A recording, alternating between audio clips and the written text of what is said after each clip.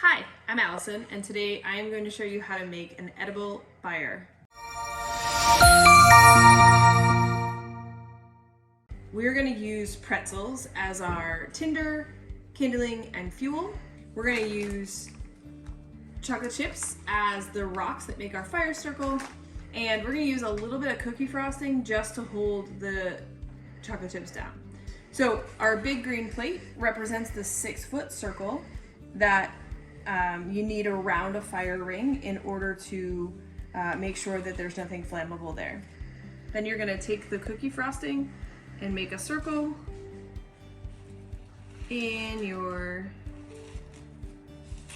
your plate, and use your chocolate chips and place those around.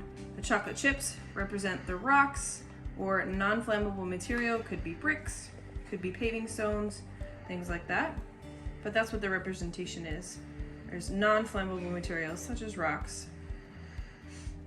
The other benefit to using the frosting is that it keeps, when we build our fire in a moment, the pretzels from sliding around.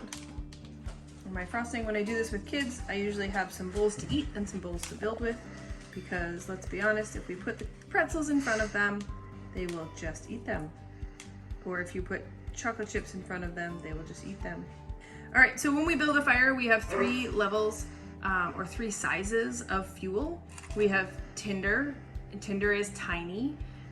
In the real world, tinder is smaller than the diameter of your pinky. So tinder is tiny, and I'm gonna start right inside my circle, making a log cabin shaped fire with my tinder.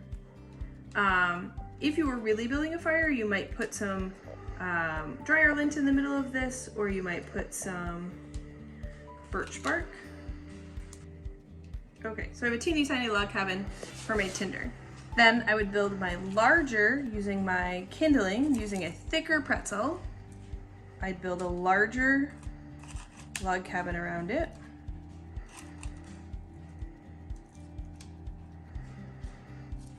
Takes a little maneuvering, but so does fire building. These really want to turn sideways on me. There we go.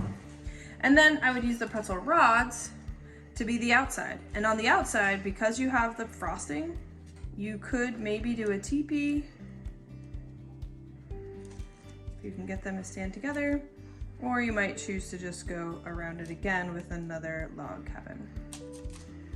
So that teaches, now I've just dropped my fuel right on top of my fire, but that teaches kids the different sizes of fire fuel and some shapes as well. You could also have somebody build a different shape other than a log cabin. You could use the teepee, which is a little challenging on the paper plate, but you also could do the lean-to shape or other fire building shapes. Good luck and happy fire building!